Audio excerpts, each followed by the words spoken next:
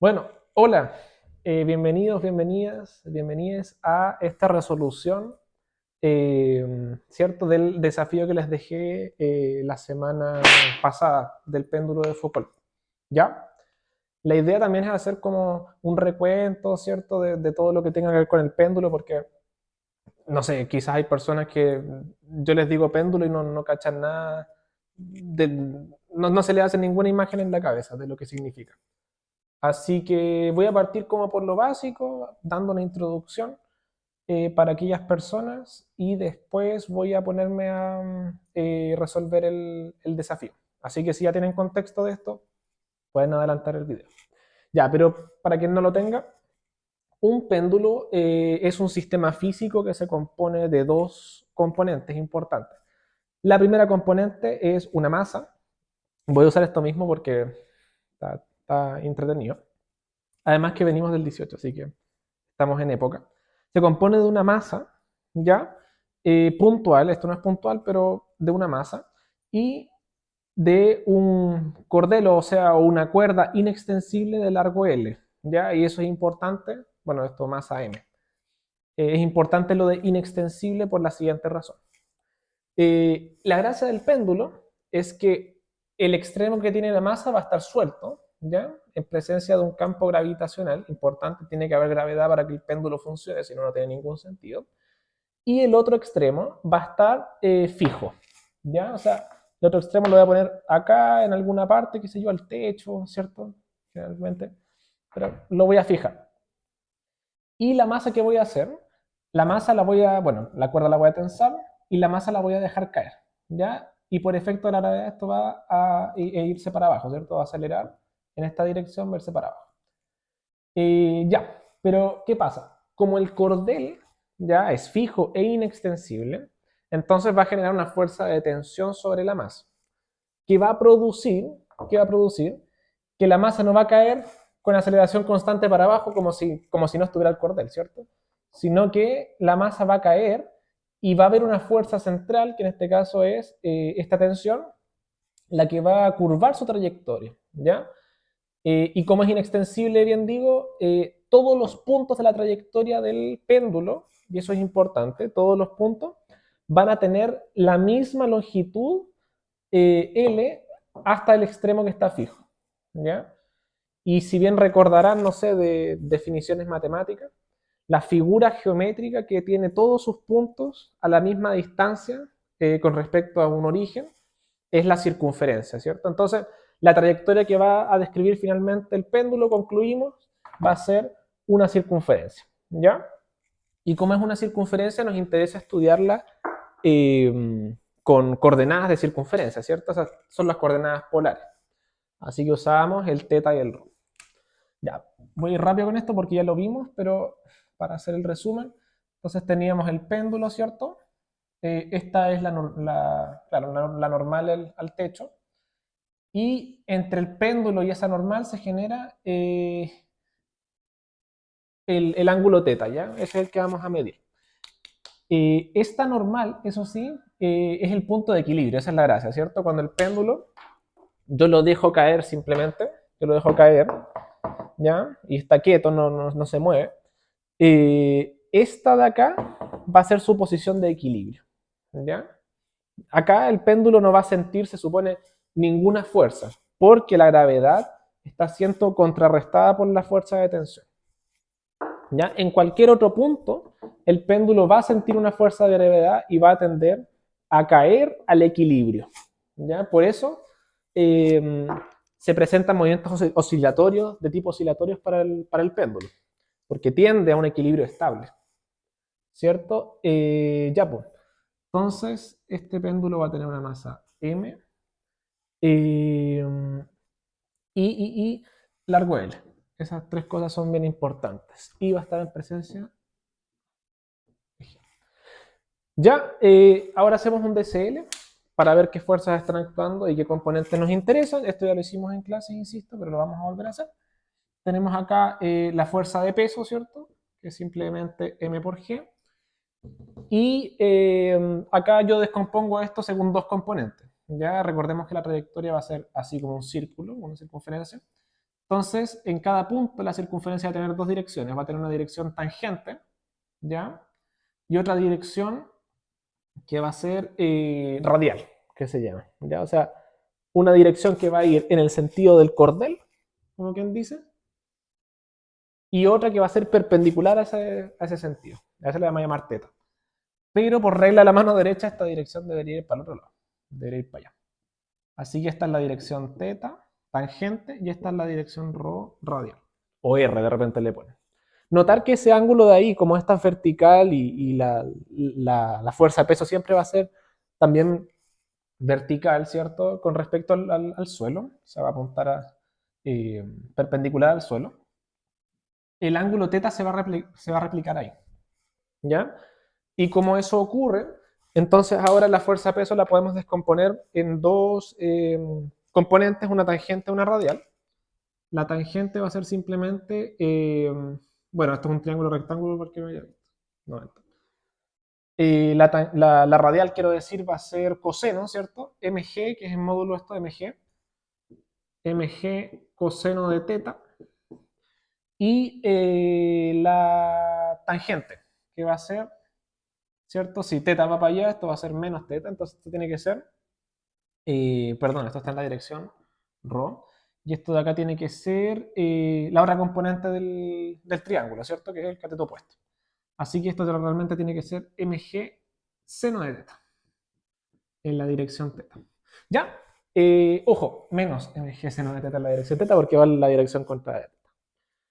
Entonces, básicamente, ¿qué es lo que hice? Pesqué el péndulo en un instante cualquiera y sobre esta masa, ¿cierto? Yo evalué, bueno, cuáles son las fuerzas que actúan sobre ti en este instante. Eh, la tensión, como esta cuerda es inextensible, no me va a importar. O sea, esta componente, mg coseno de teta, que apunta en la misma dirección de la cuerda, no me va a importar porque no va a haber movimiento ahí. La que me va a importar es esta de acá, que es la tangente. Entonces, en cada punto, ¿cierto? Esa fuerza es la que va a hacer que el péndulo funcione. ¿Ya? Entonces, como recuerdo, eso es así, haciendo la sumatoria entonces sobre teta y no sobre rho, porque rho, insisto, no nos interesa. Acá hay otra fuerza, ¿sí? Va a ser lo más completo que hay otra fuerza, que es la fuerza de tensión. Sí, sí es importante agregarla. Y se va a anular con esta componente. O sea, la tensión va a valer esto, ¿ya? Pero en la dirección opuesta. Ya. Y haciendo el DCL entonces sobre teta, sumamos todas las fuerzas, que es solamente esa. Entonces nos va a quedar que esta componente en teta, esto estoy sumando fuerzas en teta, ¿ya? Esa es la única componente, va a ser menos mg seno de teta, y tiene que ser igual a la sumatoria de fuerzas en esa dirección, lo que es igual a masa por aceleración en esa dirección. Así que esto tiene que ser masa por aceleración en esa dirección. ¿Cuál aceleración elijo? Ya, y esto es importante. La aceleración tangencial, ya la vamos a escribir así, como S dos puntos. ¿Ya? Porque S es el arco descrito, el largo es fijo, pero teta es el variable. Ese es el arco descrito por el péndulo. ¿Ya? O sea, si yo pongo el techo, está el punto de equilibrio, y el péndulo va de acá, qué sé yo, hasta acá. Esta distancia, ¿cierto? Va a ser una distancia S. ¿Ya? Eso es lo que estoy diciendo. Y siempre esa distancia va a tener que ser el ángulo teta que se mide con respecto a la vertical, al punto de equilibrio, por el largo del péndulo. Eso es lo que estoy diciendo acá. Donde teta es el factor que varía, L es fijo. De eso nos acordamos bien. ¿Ya? Eso. Entonces nos queda esto así. Reemplazo la definición de S, ¿cierto? Y me queda segunda derivada de S con respecto al tiempo. Veamos cuánto es. La primera derivada de S con respecto al tiempo, ¿cuánto es? Esto es constante con respecto al tiempo, no le pasa nada, pero lo que le pasa es al teta, ¿cierto? Queda como teta punto. Y bueno, ese dos puntos, ¿cómo nos va a quedar? Nos va a quedar simplemente L por teta dos puntos. ¿Ya? Entonces, esa es eso es lo que tengo que reemplazar acá, porque ese es ese dos. ¿Sí? Estoy yendo un poco rápido para alcanzar a hacer lo otro en poco tiempo. Ya, y esa es la ecuación que nos queda. ¿ya? Esta es la ecuación en el fondo de movimiento que nos interesa, con teta, ¿ya? Es la ecuación diferencial que nos interesa. Entonces nos va a quedar que teta 2 puntos por L, más, voy a pasar esto sumando para otro lado, más mg seno de teta tiene que ser 0. Esa es la ecuación, ¿ya? Divido ambos lados por L, ¿ya? Divido ambos lados por L. ¿Qué estoy haciendo? Estoy encontrando las ecuaciones de movimiento de... Bueno, esta es la ecuación de movimiento de la masa, pero la quiero como dejarla expresada en función del movimiento armónico simple para el ángulo. Divido por L y... ¿qué me faltó? No, ahí estamos bien. Eh, divido... Ah, me faltó la masa. Sí, me faltó la masa, perdón. Ya, y divido por M. Si divido por M, esa también se muere. Y nos queda esto. Nos queda teta 2 puntos más eso. Dividí por LM, ¿ya? Por eso desaparecieron los otros y me quedo así. Ya, pues. Y esto se parece harto a la forma de los movimientos armónicos simples, ¿cierto? Una función derivada dos veces más una constante por... pero acá nos faltaría la función solita, ¿cierto? Entonces, cuando... y acá hacemos la aproximación, si se acuerdan. Cuando el seno de teta... cuando teta es chiquitito, cuando es harto menor que 1, el seno de teta se aproxima a teta. Ya esa es una aproximación que pueden hacer por Taylor, eso se puede mostrar de muchas formas. Gráficamente también se puede ver, también sirve con la tangente, como el seno es, como la tangente es seno partido en coseno, también funciona con la tangente. ¿Ya? Entonces, esa aproximación vale solamente cuando teta es chico, ¿ya? Y de esto vamos a hablar luego. Y si teta es chico, entonces nos va a quedar teta 2 puntos más g partido por L. Seno de teta se aproxima a teta, porque teta es chico. Eso estoy tomando acá, estoy tomando una aproximación para ir de acá hasta acá. Y nos va a quedar esta ecuación, que esto sí tiene la forma de un movimiento armónico simple, ¿ya? Sí tiene la forma de un movimiento armónico simple, donde la función que tengo que encontrar es teta, ¿ya?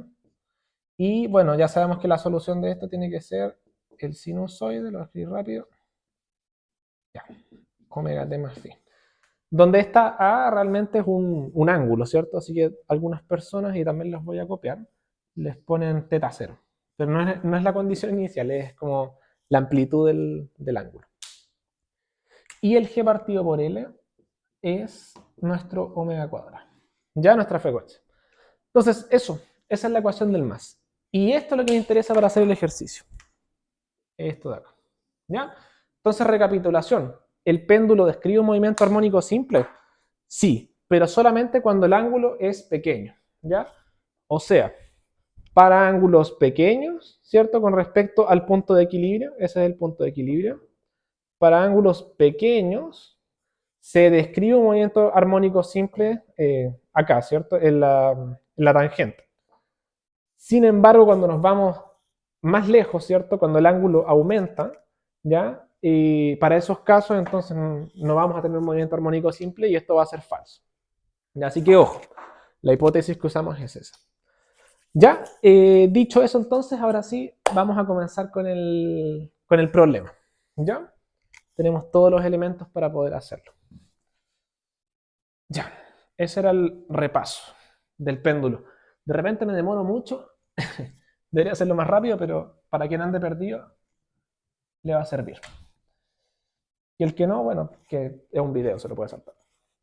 Ya, el desafío nos decía que un péndulo se considera movimiento armónico simple, ¿ya? Eso es lo que nos está diciendo.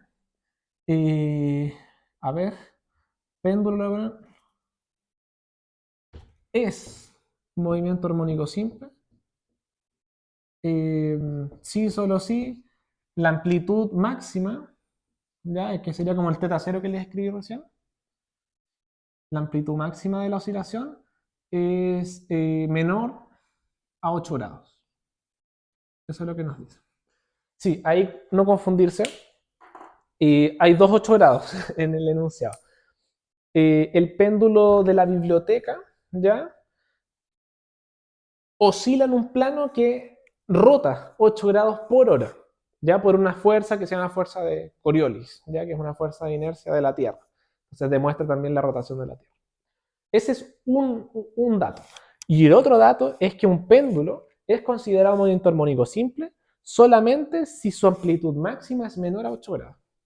¿Ya? Sabiendo esto, entonces, sabiendo esto, el problema nos dice, calcule la amplitud máxima del péndulo de la biblioteca.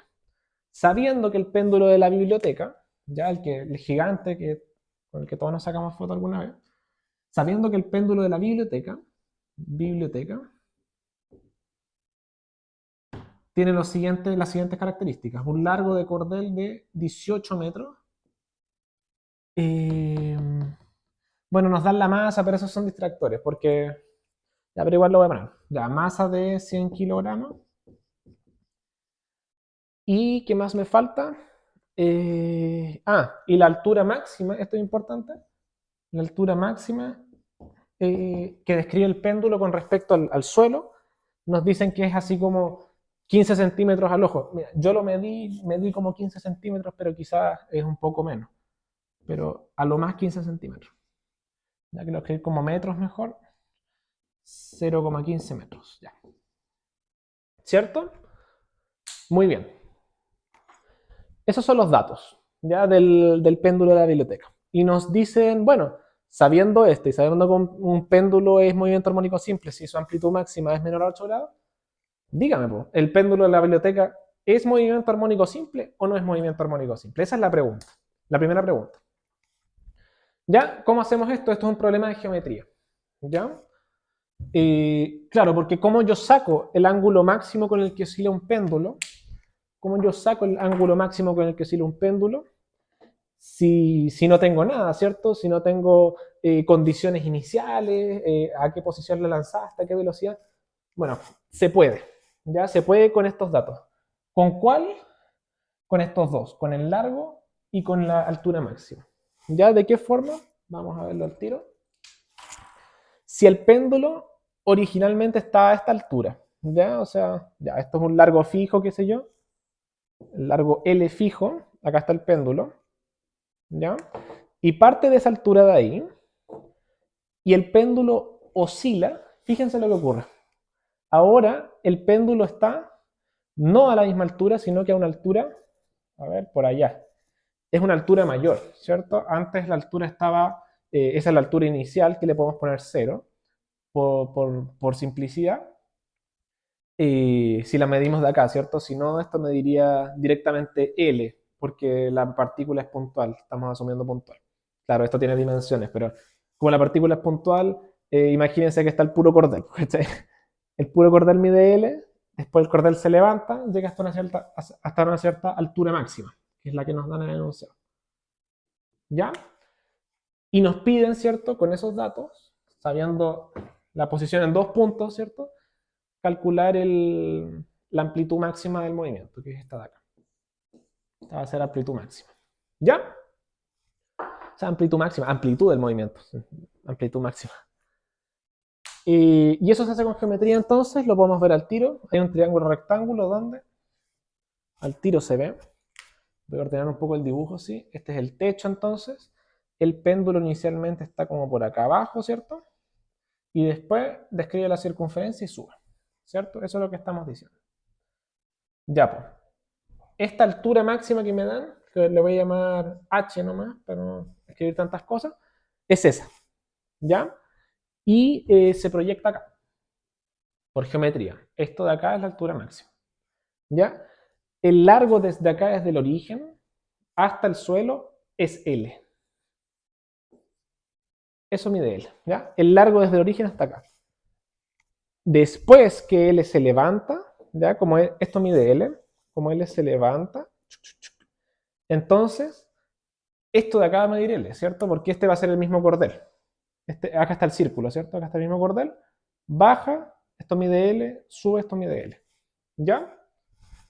Entonces eso mide L. Entonces, ¿cuánto va a medir esta distancia de acá? Que es la que me interesa.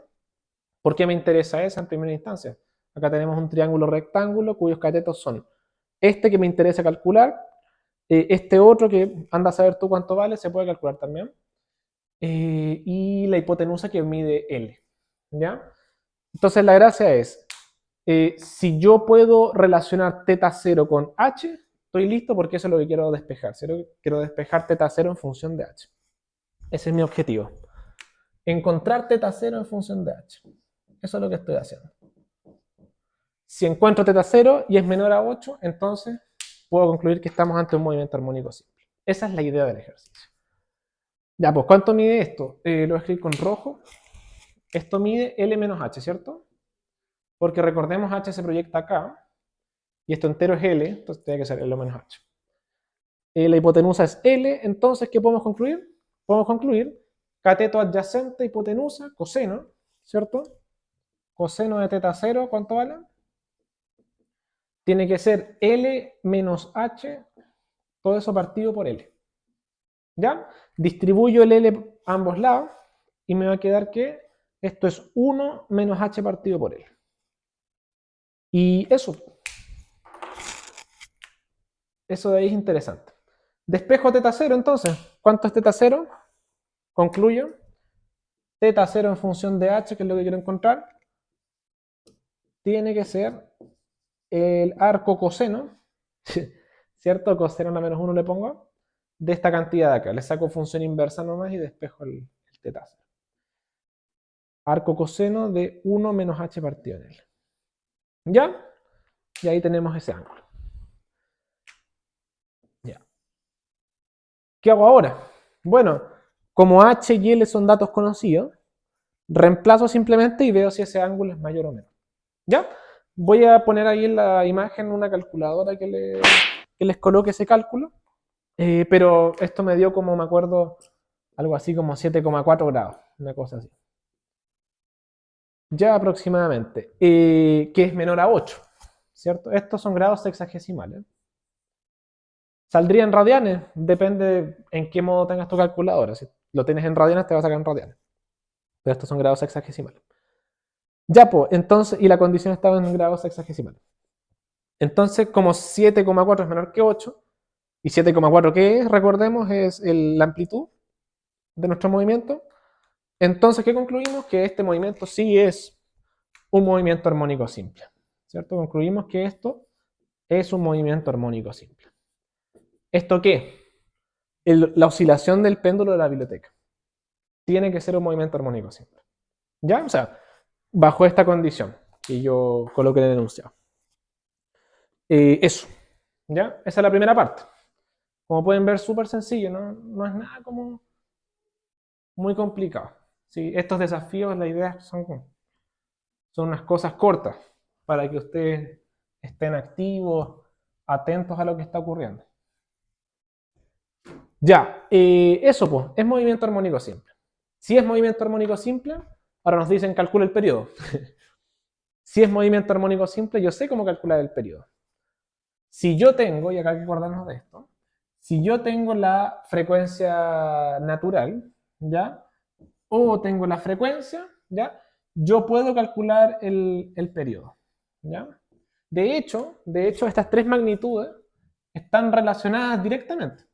Si ustedes encuentran una de ellas, pueden encontrar cualquiera, ¿ya? ¿Cuál era la relación? Vamos a acordarnos. Omega era igual a 2pi por f, ¿cierto? Esa era la relación.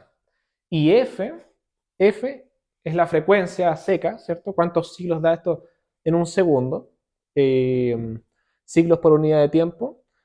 F es 1 partido por t, ¿cierto? Entonces, esto tiene que ser 2pi partido por t. ¿Ya? ¿Y por qué me interesa relacionar eso?